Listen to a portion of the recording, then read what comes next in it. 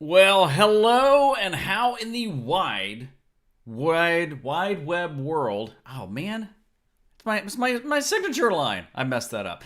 Hey, I am so excited you are here today. My name is Kevin Kolbe, and this is a little show we do called Behind the Live, and I do it with my good friends at Ecamm. This whole thing is powered by Ecamm, the absolute, positively best way to live stream on a Mac. Now, you may say, Kevin, because that's my name, I don't have a Mac. Well, first of all, I'll pray for you. And second of all, this might be a reason to get a Mac. There's some big announcements in the Mac world, and I'm going to ask our special guest maybe about that and how that fits in with Ecamm. But really excited. We do this every Friday, 1 o'clock Eastern Time. And the whole point of this show is to take you kind of behind the scenes of live streaming, to kind of strip it away so it doesn't seem so scary. So maybe you think about live streaming. So if you're new to live streaming, if you are just maybe thinking about live streaming, well, first of all, today is the show to join us because I'm going to have a very special guest who knows he knows at least half as much about Ecamm as somebody else. I'll tell you that in a minute. We got folks already checking in, saying, hey, anytime today, if you guys have a question, make sure you drop it in. Make sure you say hi and tell us where you're from. Hey, this is Behind the Live!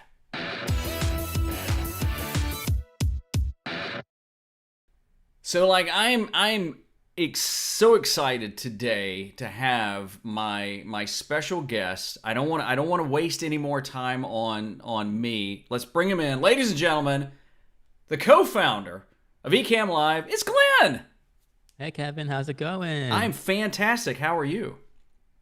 Excellent. I'm still just grinning ear to ear from whenever I see one of your little video like little bumper rolls or clips or anything. I just crack up. Well, that makes me feel good, and that's a great segue into something. So, sorry, I'm getting all parched all of a sudden. Hang on one second. Stay hydrated.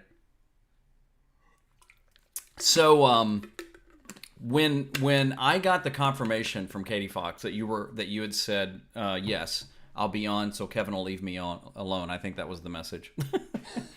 I thought, Glen deserves, and guys, I'm having a little focus issue with my camera. Never had it before, so forgive me for that. But I thought, you know what?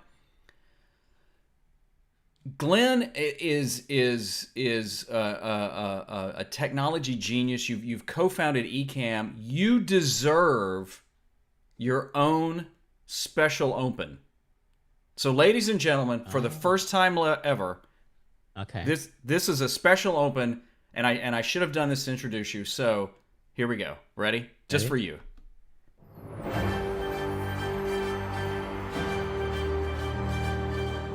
It's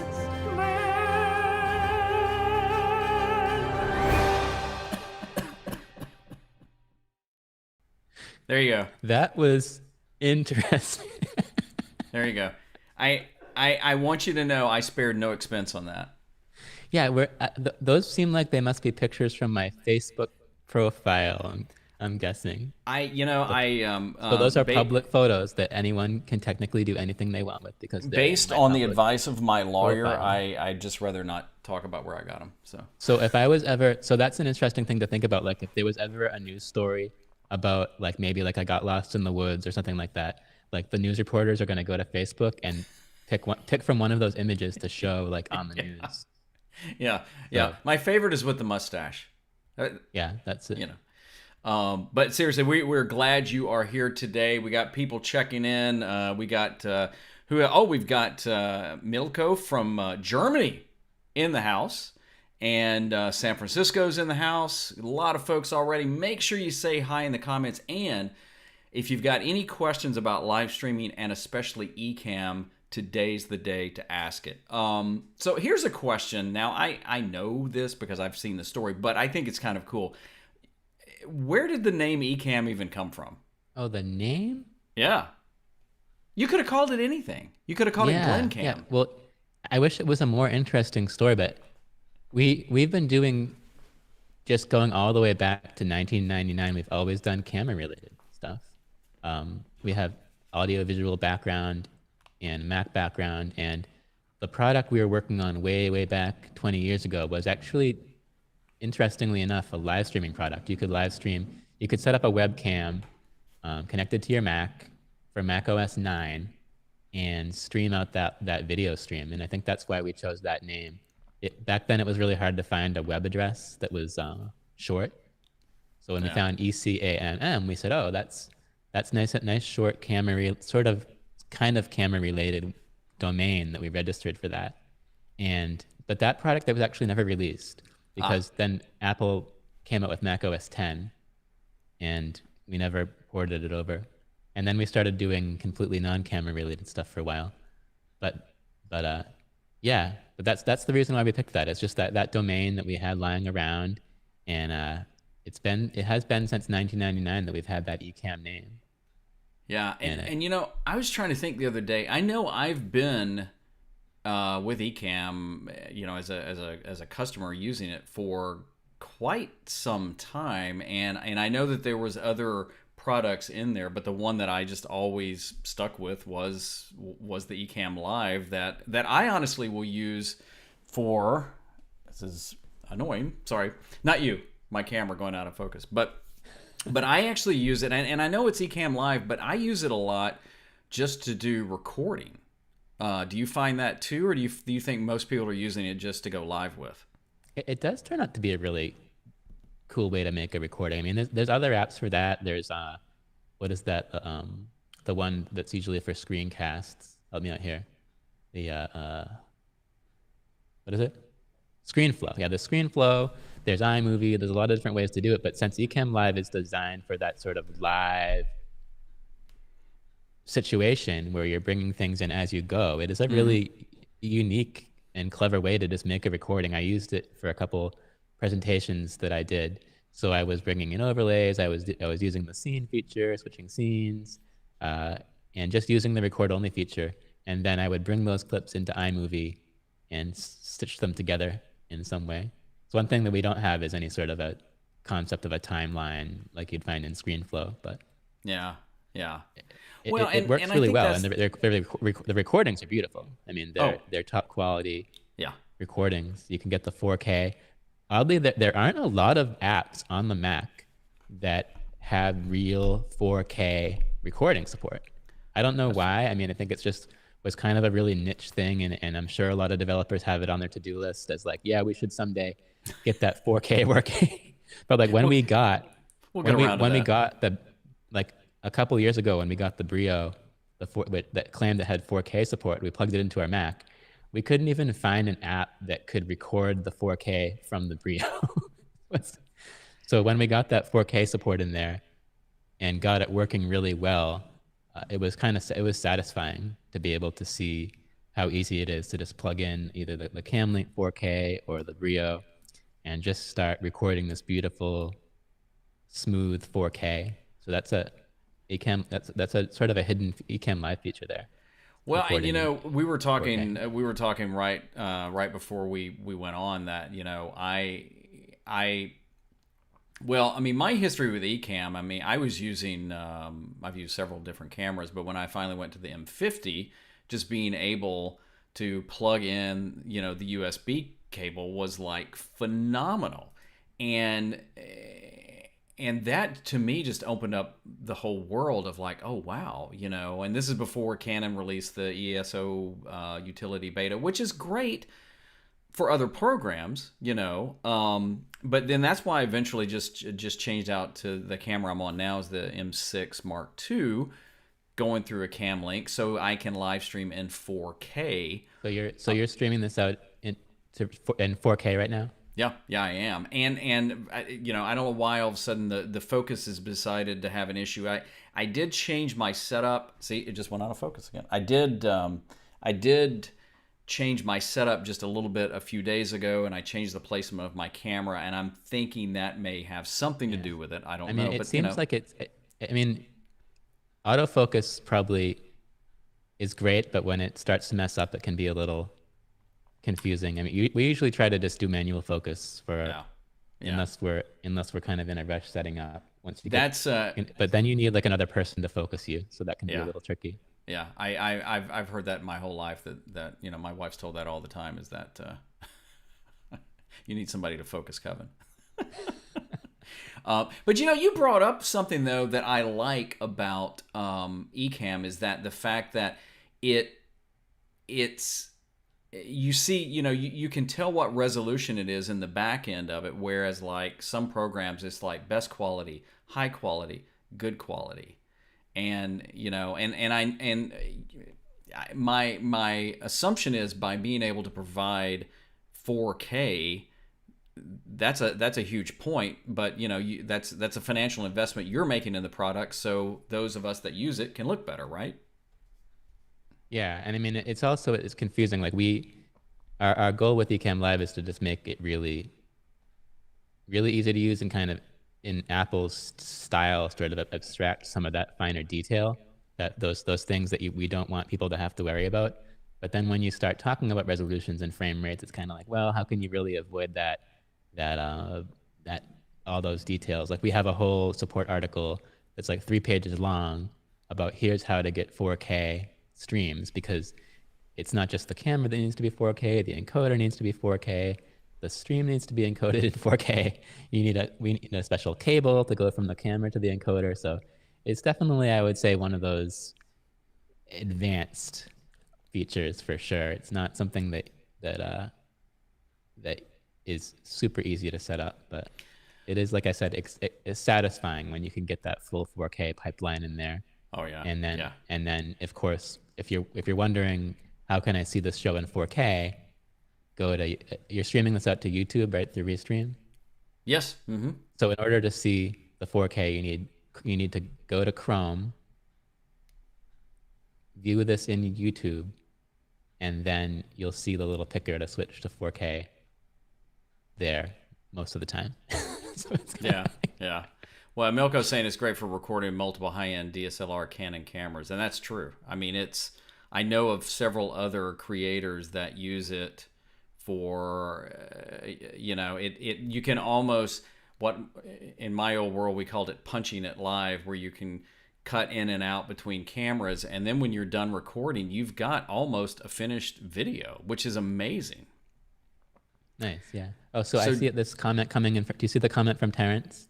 No, I saw this one as a reverb on Glenn's mic. Let's get some inside info already. I think they're just hearing the echo from my mic, since you're not wearing headphones or running the echo cancellation. That could be it. Yeah, one of the things that we were testing earlier is the echo, because I had changed to a different mic, and then I went back to my Rode. I tend to not wear headphones, which I know is frowned upon in the audio world, but you're on an iMac, right? Yeah. Mm-hmm. So if you just switch to the built-in speakers on the iMac, then you should be able to turn on the echo cancellation. So in the audio prefs, just go to built-in speakers, or you might have to unplug your headphone jack. Got it. To get that. All right. And then turn on echo. I will work on that. We got a lot of people joining us. And by the way, we do want to talk about Ecamm related things and live streaming. Terrence is saying, let's get to some inside stuff already. Tuning in for hints and new features in beta. So yeah, let's talk about it. So this is a pretty exciting time for us, because we've been cranking on this interview feature for months and months and months and months, and we finally got it out in the 3.6 release to everyone, and it's going really well. What that means is that we can start working on all the other fun stuff that's been on our list for so long. And of course, we want to hear from you in the comments what you want to see. We already have a pretty good idea of what's going up on the whiteboard for what we want to add in going forward. And I see Terrence here saying comment curation by producer, sandbox for producer. These are two really cool things that we want to get in here. The comment moderation thing is actually pretty straightforward. So say you're on a show like this and you have comments just streaming in, hundreds of comments, and you want to, of course, respond to some of the comments, but they're scrolling by really, really quickly. What we're adding in is the ability for the producer to just kind of like basically favorite comments as they come through. So then once you've marked comments as favorites, then you can just filter the comment list by I want to just see all the favorite comments, and then those are the ones you'll cycle back to. Maybe they're good questions you want to answer. Where right now it's just kind of a big list, and as soon as things scroll off the screen, it's hard to scroll back up and find them again.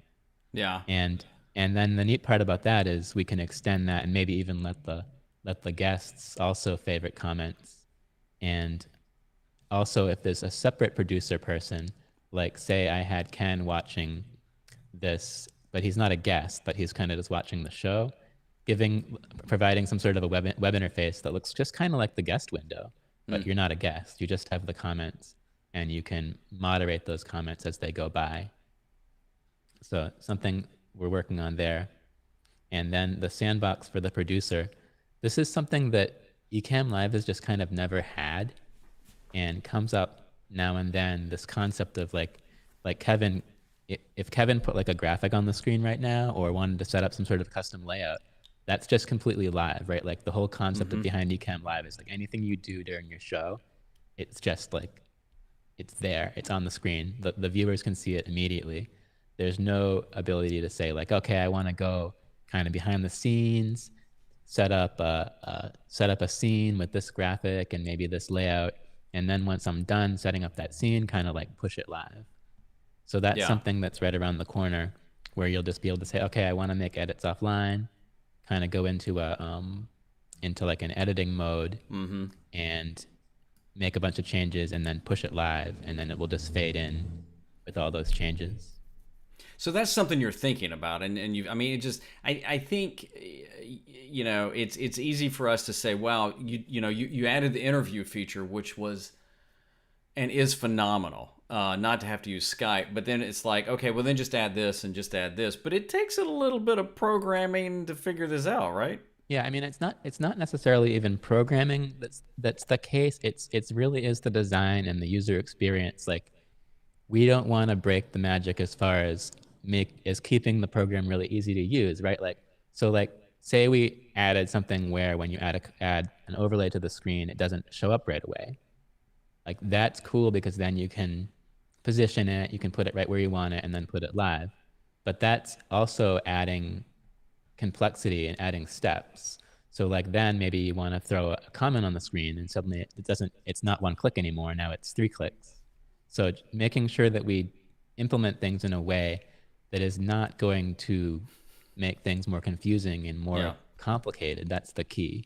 Like, we want to keep that simplicity concept going. So sometimes it takes us a while to kind of design it out. And you see the same, you'll be able to go out to more than one platform. We want to make sure we do this right. So I see the comment, simulcasting.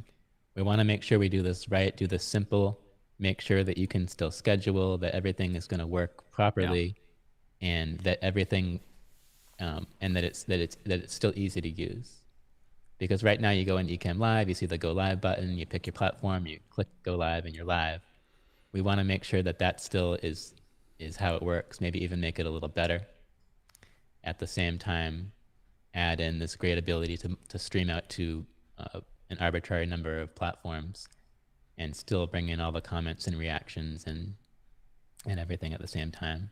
And you know, let me throw this out there too. I mean, if like somebody asks, you know, what is simulcasting? So like right now, this show is simulcasting, multicasting is what I call it. It's the same thing. So we're going live right now to my channel and Ecamm's channel at the same time. By the way, great time to say, why don't you subscribe to both? But the way we're doing this is we're going through Restream, and then we send the one signal to Restream, and inside of Restream, we've said, okay, send this one signal to Ecamm, send this one signal to my channel. We could do it with YouTube and Facebook and things like that. So that's what it is. It's just being able to go to multiple platforms at the same time. And then the question that's brought up, and you guys have even talked about what you were just talking about, is eventually we'll be able to just do that with inside the Ecamm platform and won't even have to go through a third party, right? And it'll just be easier or some drop down or something. So we're using Restream right now, and it's an awesome service. And the things that they've been adding over the years are great for this kind of thing. So Kevin's just streaming to one server, and then they're handling the details of sending it out to the other servers, as well as aggregating all the comments from the different platforms and sending them along to Ecamm. So that's a pretty big technological accomplishment. But the downside, well, one downside, of course, you have to sign up for more than one service. But the other downside is there's just, whenever there's more than one, whenever there's lots of moving parts, there's always sort of room for things to mess up. I almost feel like relying on Restream it's just adding that additional possibility for something to kind of not work right. You know, like they are pulling the comments from the different platforms and pulling them onto their system and then sending them to Ecamm Live. It's just kind of like this multi-step thing where when something's not working, it's probably somewhere in that mix. Whereas when we're streaming directly to a platform, there's no middleman, you know what I mean? So it'll be nice when we have the built-in multi-streaming just to say, you know, we have direct access to each one of those platforms, and that's it. But that said, one of the cool things you can do with this Restream setup is, like Kevin said, he's streaming to an Ecamm YouTube page and Kevin's own YouTube channel.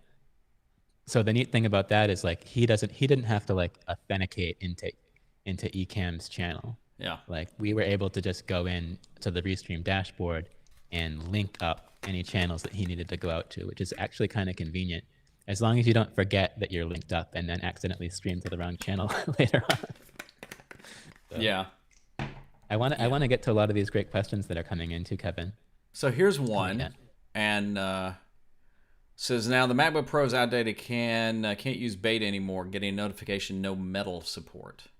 Oh yeah, that was a totally a cool feature we added in beta 2 a couple days ago, where we dropped support for some older Macs, like we're talking like way back, like 2011 Macs, and we didn't realize we kind of looked at what Mac supported metal, and we were like, well, okay, that's going really far back.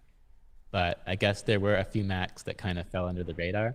So we've gone ahead in beta 3 and beta 4 and fixed that. So if you're still getting that message, make sure you grab the latest beta. It should still let you in now. So good to know. Yeah. Well, since you can, I should mention, since they can't open the program anymore, they wouldn't be able to use the auto updater. They should go to ecamm.com/beta and just grab the latest beta and install it manually. So Milko's asking where to get a cool sweatshirt like you've got. You can get a very similar sweatshirt at our merchandise website. I see that someone put a link there for that. I don't think it will be exactly this one, but it is a very stylish design. You can see on the front. You could sign yours and give it away. This is like a limited edition. Oh, okay. Hoodie. Well, you'd have to wash it. To give it away. All right, so my virtual Jericho is saying it'd be great to be able to talk to guests when they are not in the live stream to warn them that they're about to go live, like at the end of a video. Yeah, this is a huge request, and this is another case where we just want to make sure we do it right, because technologically very straightforward to just say, okay, you know, my mic is muted, Kevin's mic is muted in the show. Let's make it so we can talk to each other, but we want to make sure that like the people realize that, because it would also be a little weird if people were saying stuff and they didn't think they can be heard, but they actually can be heard. So, but like, for example, when Kevin was rolling his countdown at the beginning of the show, it would have been cool if I could just kind of chat with Kevin. Yeah. But so that's something that's coming in a future update, is this a sort of off-air conversation ability. I know that'd be that nice. Another simple way to do that is just to have a private chat in the interface where you can type back and forth. I know that I've seen other solutions that have a guest feature where you could there's just like a text chat. It's very straightforward. So anyone can join the sort of private behind the scenes back channel chat and type back and forth. So that's something we'll probably be adding too. But yeah, having that sort of talk behind the scenes feature, because like if you roll a video in Ecamm and there's no picture in picture, it automatically mutes your mic and automatically mutes the guest's mic. And at Yeah. that point, I think it would be cool if people could just kind of talk, Yeah. Yeah, especially. I ran into that the other day, but thankfully I did a run through before my presentation and fixed it. So this is actually a follow up on a question about being able to see super stickers, and then this is on in multi-platform. So can you see super stickers in Ecamm? Unfortunately, the super stickers don't come through YouTube's API. We can see that you got a super sticker, but we don't have. It doesn't seem like we have any way to get the actual sticker graphic, unfortunately. So that's a limitation of YouTube's API. I don't think, and that's the same reason Restream is not. Restream is pulling super chats. I think it will pull the super sticker information, but it won't get the actual sticker, unfortunately. Well, and sometimes the limitation is on the platform too, right? I mean, like when Facebook changed the way names could be, shown and permissions and things like that. That has to do with the platform. Yeah, I mean, we have access to these for the most part really powerful APIs for Facebook and YouTube. But if something's missing from that API, there really isn't a whole lot we can do to work around that. Facebook is a case where most of their API changes are over the years have been based on sort of little privacy panics that Facebook has had, where they will be trying to make sure that the API isn't inadvertently opening big privacy holes. But YouTube's API has been a little different. It's kind of been it hasn't really changed much over the years, but then the downside to that is like if there is some weird issue with the YouTube API, there's not really a process for us to request changes or report issues with it. It's very opaque. When you're dealing with Google, there really isn't any sort of channel for that kind Just of kind of thing. run Like, with it. there's no place where we can go, oh hey YouTube, we noticed there's no way to get super stickers. No, nothing like that at all. My virtual Jericho is asking something you heard about is preview of scenes a bit like in the Ecamm Mini. Yeah, we kind of touched on this in one of our videos when we were unboxing the A10 Mini. We realized, well, we could actually put it up on a display and have a heads up of all the different cameras. As far as previewing scenes that aren't running, that is not something that we have necessarily thought a lot about, because when you start talking about rendering several different scenes at the same time, you are going to be using a lot of processing power. Right now, we will only ever be rendering at max 2 scenes. Like for when you do a cross dissolve between 2 scenes, like Kevin just did, that cross between the 2 scenes, that's rendering 2 scenes at the same time. When you just because it needs to do the cross fade, but rendering several different scenes might be a little much. But having a live camera switcher that's bigger than the teeny tiny one we have in our main window right now is a big feature request. There really isn't any special reason why it's so microscopic at the moment. It's just kind of like something we haven't got around to doing. But if you've seen how the A10 Mini does I don't even know what the technical term for it is, but you can connect a display that has this cool heads-up screen with all of your connected cameras, your sound levels, decibel levels, and everything all up on a screen. That's actually something that we want to add, where you'll be able to just connect a display that has basically a customizable view of your cameras, your sound levels, everything like that. Yeah.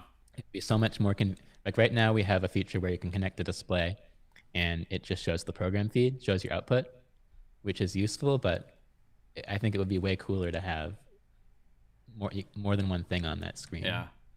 So Mira was asking, is it safe to upgrade to Big Sur, which I think was your nickname in high school, wasn't it? Big Sur? It was big something. I can't really remember what the details. It, Glenn will never be on my show again. well, I He's think gonna block me on Facebook after this. I was just sort of thinking out loud about this on the community group yesterday, where like, so we have Ecamm Live is, as far as we know, Big Sur compatible. We have beta testers that have been running Big Sur throughout the whole beta program and helped us fix several issues way back in probably August. And so we have a pretty good feeling about Big Sur as far as Ecamm Live is concerned. But then I was thinking, well, I started looking around online and realizing that we're in a pretty good spot compared to everyone else. Like, if you have any other things that go along with Ecamm Live for your broadcast, you may want to really make sure and do your research. Like, if you go to like Blackmagic's website, it's really hard to even determine what's Big Sur compatible and what's not. If you go to Rogue Amoeba's website, if you're using Loopback, they just posted their Big Sur updates like earlier this week. So they are saying they're compatible, but it's all pretty new stuff. And then the big one I noticed is if you're doing like a church broadcast, a lot of our church members use an app called Pro Presenter by Renewed Vision, which is an awesome presentation app. But unfortunately, they have on their blog like, don't update. Really? Like, we're not ready. So well, and it's so new with almost any type of. I mean, this is a major you basically upgrade. just want to like sum up all of your moving parts and make sure that everything is ready for Big Sur. What I'm going to do personally is I ordered one of the new M1 Macs, and it already shipped from China, and it's going to be here on like Wednesday, if all goes well. So I figure I'll keep this computer as my Catalina computer for a while, and then just bring in another laptop for it'll be combination Big Sur and M1 testing. Yeah. And which brings me to another point that I wanted to make is like, if you watch Apple's video where they're saying like 3 times faster CPU and like what is it, like 5 or 6 times faster GPU, that is a huge deal for Ecamm Live or any other app like this where it's really processor intensive and really graphics intensive. These things are gonna be amazing for live streaming, like apples and oranges. Like if you watch that video and you see, like one of the reasons processor speed has not been increasing over the past couple of years, like people expected it to, like if you extrapolate it out, like, oh, we have like 2 gigahertz machines in like 2006. By 2020, we'll have a trillion gigabyte machines. Like the processor speed has stagnated, and one of the reasons why is because people don't really need faster processors. Most people are just like browsing the web and reading the news and doing their email on their computers and watching movies. And the faster the clock speed, the more battery life it's going to use. So it's like, why make a faster computer? And if you watch Apple's video, they actually kind of struggle to describe why you need a faster computer. They're like, well, people that are doing video editing and coders building their tools and people that are doing complex 3D modeling. You know, it's like, well, one of those things is live streaming, where you want you want speed and you want graphics processing. The fan, and Brian is saying here in the comments, will fan issue be resolved? Brian, the new MacBook Air literally has no fan. Like that's how thermally efficient these things are. That's amazing. We got one of the minis I assume I can talk about it now, that before it was under NDA, where we have one of the development test kit minis from Apple, the M1 chip sitting on our desk. And we had Ecamm Live running on that thing in full resolution, and it was just silent, which was just so cool to think about. Like, it didn't, and it's still running emulated. It's not even native chipset yet. Yeah. And it was running super fast, and it was completely silent. The fan didn't come on for a month. Like, wow. There is a fan in there, I think, but there must be a fan. But we're just so excited about these because this is kind of like a huge deal for Ecamm Live, where you'll be, I don't know yet, of course, because no one's seen one, but I think these new MacBook Airs with the M1 chip are going to be a powerful live streaming tool. Wow. I think they have the same chip as the 13-inch MacBook Pro, just throttled down a little bit so that they don't heat up. But it's going to be yeah. So yeah, Frank is chiming in saying the MacBook Air has no fan, which is totally crazy. I think they tried this when the MacBook Air first came out uh, 10 years ago. I think the first MacBook Air had no fan, and they kind of like gave up on that idea. That's crazy. Small Town Famous was asking, I'll bring that one in again. Any plans for proprietary widgets? So Who doesn't I'm love a thinking widget? by that question they mean like, well, there's a couple ways that could work. Like traditionally, a widget is essentially a website with a transparent background, and you can overlay that as an overlay over your stream, and that website is then tied into your platforms typically, or some sort of other platform. So maybe it's showing like a comment stream or a viewer count or a tip jar amount over your live stream. I think if we were to add proprietary widgets rather than using a web sort of approach to that, we're basically just adding sort of a new kind of overlay that's has a little bit of intelligence in it. You know what I mean? So like, say you wanted to what's an example? Maybe like some people want to overlay their comment stream. Mm-hmm. So building some of these things into the app. So let us know what you'd like to see as far as these widgets go. I could see Our polls, yeah, quizzes, and things like that too. People using yeah. I those mean, a lot. it's our widget support has always been a little bit not as great as it could be, and the reason for that is that Macs use WebKit for their websites, and everyone else uses Chromium. So like if you're running like basically anything else, it's using Chromium to render those widgets.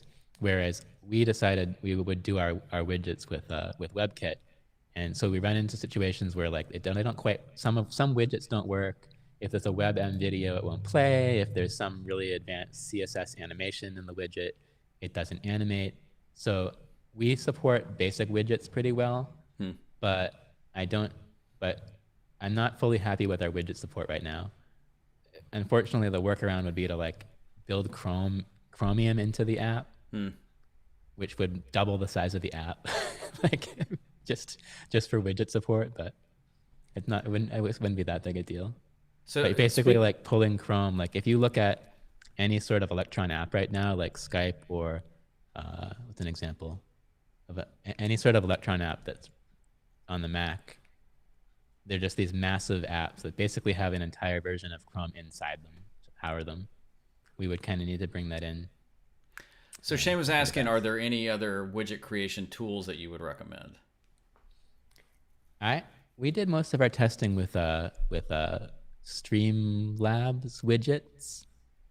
They provide a pretty good alert box and a pretty good chat box, and it's all really customizable. So if you wanted like to put the YouTube comment stream on here, just go to streamlabs.com/widgets and set up a comment stream. Or if you wanted like a subscriber alert or something like that, they handle that kind of thing. And all of that integrates perfectly with Ecamm, right? Yeah, yeah. And there's a service stream elements, which people have played with, which seems to kind of not really work as well with Ecamm Live. The stream elements widgets are full screen.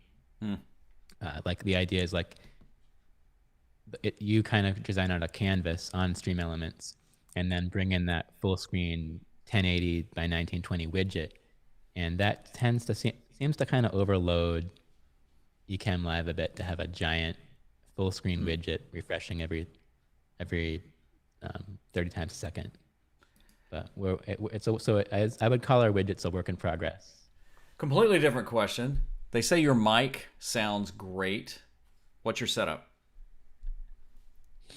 This is a Shure SM7B, which is like the mic of movie stars. This is an awesome mic, and we have it plugged into a Rodecaster Pro, and we have checked all the boxes. So like if you have one of these Rodecaster Pros, they have built-in audio effects And since we're not really like audio experts, we just checked all the boxes. I'm trying to find it right now. Where's the effects? Audio processing. Oh, that's not it. Where's the effects? Anyway, they're like podcastery effects, like big bottom and Right. so it's applying noise gates, taking out the background noise, making my voice sound deep and rich and radio DJ like all in the Rodecaster Pro computer. So Rodecaster Pro, we like it so far. It's expensive. It's really positioned as a pro product. Yeah. But it does a lot of stuff, and we found it very easy to set up. And I would certainly recommend picking one of these things up, especially if you also do podcasting. I was going to say, I see more and more podcasters like Pat Flynn and some of these other guys that just swear by it. It is pricey, but again, it may be worth it if you're doing multiple things just to kind of make that investment. Yeah. Well, the idea behind the product is it's sort of supposed to be this all-in-one podcasting thing. I mean, it will do everything. It'll bring in your phone, Bluetooth. It'll record to an SD card. It's got a sound effects. It's got little button pads to add sound effects. I don't know. I'm just gonna hit a random sound effect here. I don't know if those came into the broadcast or not. It's Ecamm Live with Glenn. You like that? Don't make me play your open again. That wasn't an Ecamm Live sound effect. That was just like that was just you. The broadcaster has presets. Mike was asking, I don't know if we covered this earlier, when will Ecamm support the M1 chip natively? Hopefully pretty soon. So basically, going behind the scenes a little bit, since Apple's in this cool situation where they own the whole tool chain, from code to development tools to the chip to the computer. So they can really abstract a lot of this chipset change stuff from the developers really easily. All that you hypothetically need to do to build a native version of your app is just build it in the new version of Xcode, and it'll build it for the M1. It's never quite that simple, unfortunately. That's the hypothetical. But once we get enough M1 computers to test with, and everything is kind of we'll get an M1 native version out as soon as we can. I don't think that there's anything stopping us from building that, and you really won't notice much different, other than hopefully it will go a lot faster. But like I said earlier, that even Ecamm Live running emulated on it's not Ken says it's not emulated, it's translated. Yeah, Apple's doing some really cool voodoo, and we saw great performance on our test device without even building it native. We were pretty impressed. So in one of the groups the other day, somebody asked this question, and maybe people wonder, how many actual cameras can you use with Ecamm Live? There is no upper limit to how many cameras you can connect. It really just doesn't matter of your CPU processing, because each camera you connect it's decompressing those frames from the camera. So as you connect them, since Ecamm Live runs all your cameras simultaneously to allow that live camera switching, you will, of course, see that after a while it's going to start petering out. As far as the live camera switcher, I think we allow 9 live cameras in that switcher at any given time. And you can pick which cameras you want to be in that switcher in the camera menu. But I think we have in the past connected 9, and it worked. But I don't know if like that's a lot. It's going to matter. Like, are they 1080? Are they 720? Are they Yeah. Well, I mean, I did a show not too long ago about, which camera would be best, and in that show I had the what did I have? I think I had a different camera then. I may have had the M200 I was trying out, but I had that. I had an M50. I had my iPhone. I had a webcam, and of course the built-in camera. And I did a lot of it just to show the difference in the resolution and how some just look, like the FaceTime camera. But that is amazing. Now, what camera are you using right now? Tell us a little bit more about your setup, because it looks amazing. Aside from it's a Camlink 4K. I think it's just the same thing you're using, right? Camlink 4K, and that is connected to this Nikon that Ken bought. Which Nikon is this, Ken? It's a Nikon Z6, and I think it's just outputting 1080/60 to the cam link, and then I'm not even using Ecamm Live. I'm joining as Kevin's guest, so I just picked the cam link in the Rodecaster in Safari, and it came right into the guest feature. I think I'm manual focus right now. Yeah. So if yeah, I'm set to manual focus. So what I did was actually got up, I put a potted plant on my chair, walked over, focused on the plant, came back and sat down. And got me into focus a little bit. Yeah, but I really like the picture from the Nikon. Like we had a bunch of Canons, and now I'm thinking like this Nikon it's awesome. Okay, don't get me started now. Probably just my imagination. Well, and the funny thing is, since we've been talking, I have the Canon M6 Mark II. That's what this is. So I could actually come clean HDMI out, 4K. And up until today, I hadn't had any issue with the facial tracking. And for some reason today, I moved it back just a little. I'm using a 16 millimeter. Your background there's a lot going on in your background. I wonder if there's something is like just like messing with the artificial intelligence in some way. Like it's finding a head. I mean, maybe it's finding a head in your background or something like that. There's so many little Funko Pops back there. I did move the lighting a little, but what happened is a second ago when I took Glen's solo shot, I just changed my camera to basically it's a group focusing. I forgot what it's called, point focusing or something like that. So what it does is it locks it into a bigger area, which helps. Somebody was asked. Oh, here we go. Mike is asking, why would you use the Atom? Is it Atom? Atem Mini. Atem Mini. Why would you use that with Ecamm? It's a so I think what he's getting at is like Ecamm Live, since it has a built-in camera switcher, and why would this be like an ideal add-on for Ecamm? Yeah, why would you need it? Maybe that's what he's asking. Why? I mean, it's really not something that I've ever felt that I needed, but it is actually a really versatile device. I mean, you can just use it as an encoder for just like you would be using a cam link or something, but then it also gives you the ability to say plug in a mic. So it has that the analog mic input. So it's almost like if you combine a cam link and a USB audio interface like a Focusrite or something, it has that feature.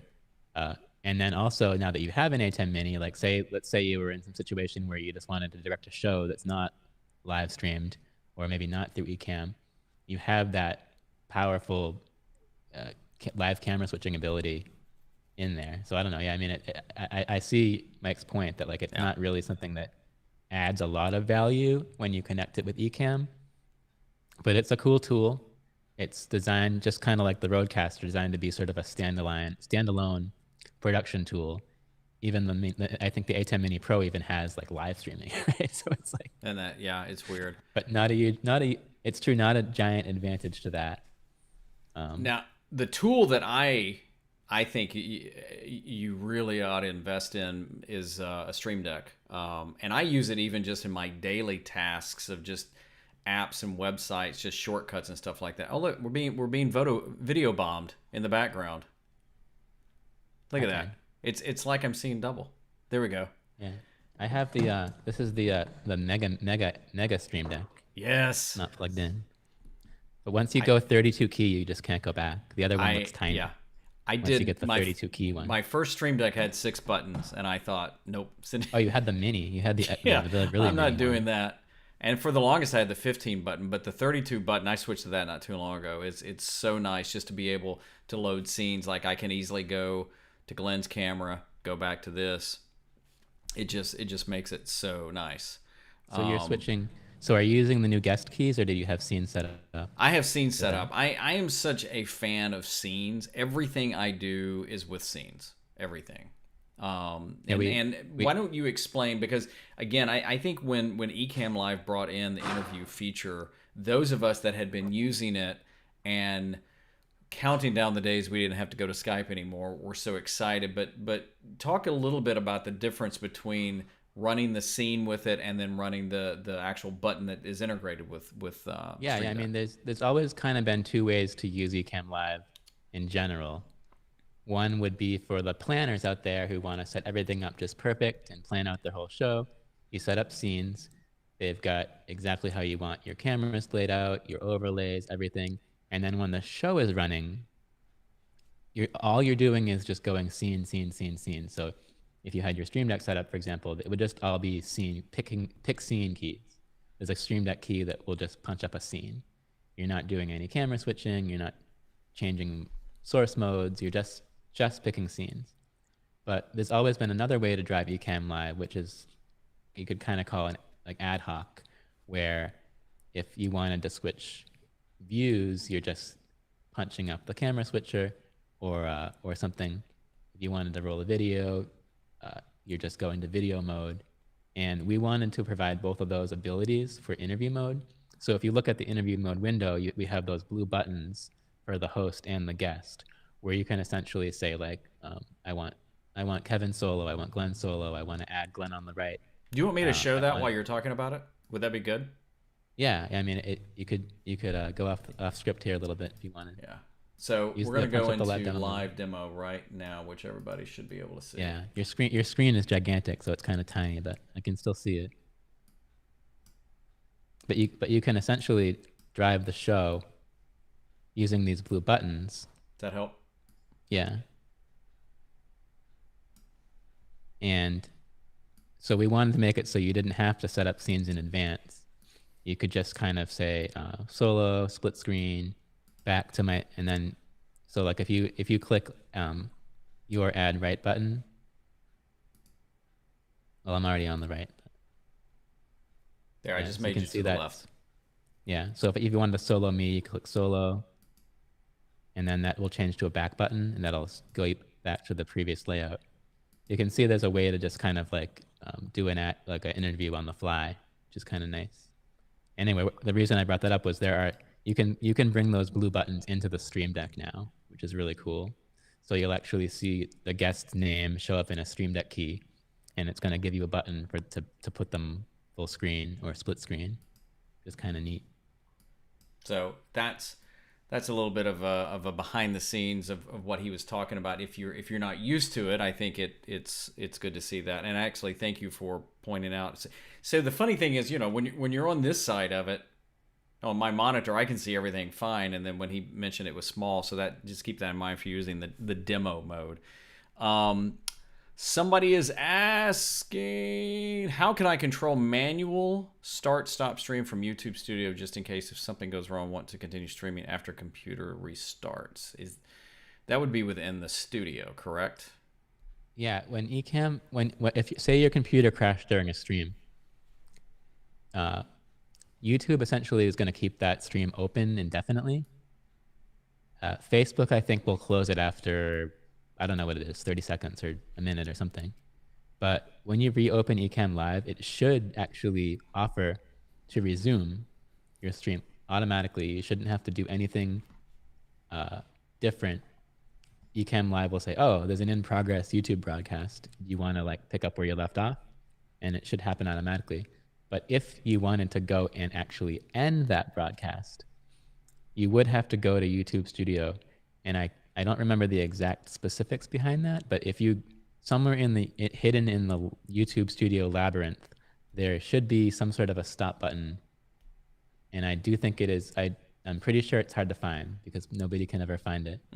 We did have an issue in Ecamm Live that was just fixed in the 3.6.2 release and the betas we posted this week, where if you're using Restream's event scheduling, it was not ending the YouTube stream, and you did have to go in and end it manually, but that should be fixed now. So if we're running into that problem where you find yourself needing to manually end your YouTube live stream, that we're hoping that is now just a memory thing of the past.